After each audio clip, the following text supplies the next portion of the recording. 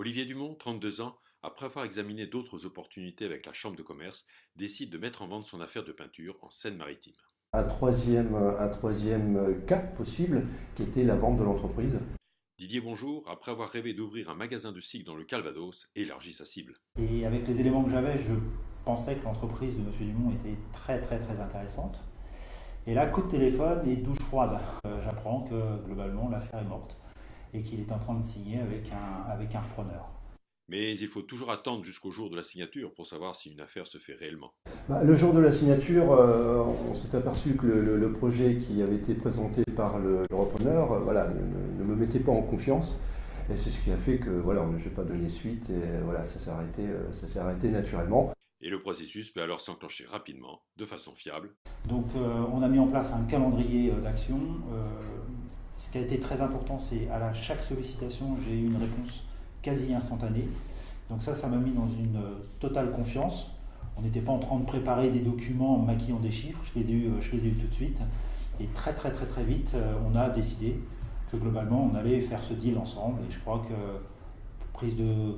premier rendez-vous début avril et engagement moral de signer fin avril.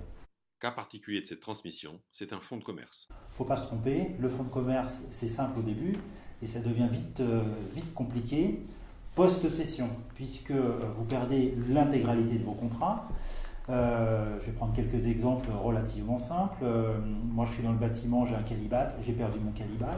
Les conditions de règlement que vous avez avec vos fournisseurs, tout s'écroule puisque vous êtes créateur d'entreprise, on vous demande de payer votre marchandise au cul du camion, ce qui n'est pas toujours simple quand on démarre avec une trésorerie faible. Il y a 10 ans, en effet, il n'y avait pas cette complexité administrative qu'on a rencontrée. Et puisque moi aussi, il faut savoir que ça n'a pas forcément été évident. Aujourd'hui encore, 4 mois après, on a encore des documents à terminer. À l'issue de la formation du CERA, je vais tout de suite mobiliser une équipe de reprise.